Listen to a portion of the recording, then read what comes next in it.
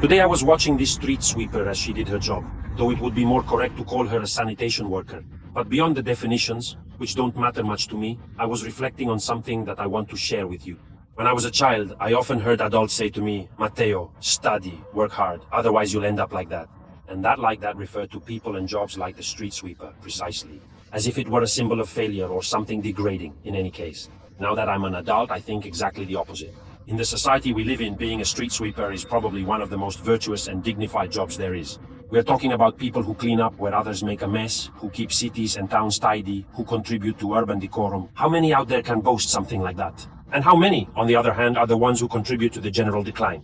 Yet we continue to consider such jobs as insignificant or worse. We look down on them, while at the same time praising professions and ways of doing them that we should actually be ashamed of. Let me give you just a few examples.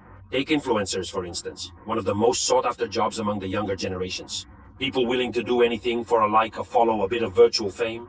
And it hardly matters if the price to pay is becoming a laughingstock, exploiting or riding the wave of charity, promoting the worst multinationals or whatever garbage comes along. The important thing is to go viral. Who cares about the rest? Not to mention the number of girls who commodify their bodies, a phenomenon now out of control across sites and apps created specifically for this.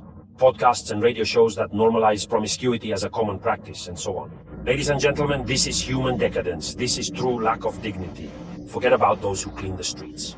But let's also talk about my own category, that of journalists. Once it was a noble profession, today it's infested with hacks, courtesans, doormats, and mouthpieces for the institutions. People who, if the powerful's asses were made of sandpaper, would be left without a tongue. A job done like this, I'm sorry, but the street sweeper is far more dignified. And what about doctors? Men of science, those we've seen in recent years singing on television, completely sold out to the pharmaceutical industry, betraying the Hippocratic Oath and any kind of moral code.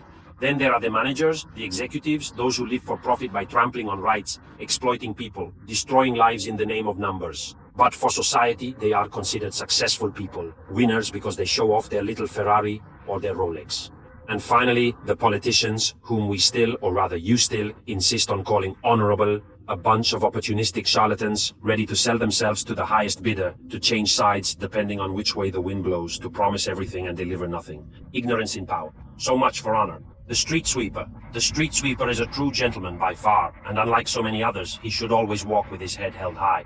If there were more of them, and if we learn to understand what dignity truly is, stopping giving attention to and making famous people who are nothing mixed with nothingness, this world would be a much cleaner place. In every sense.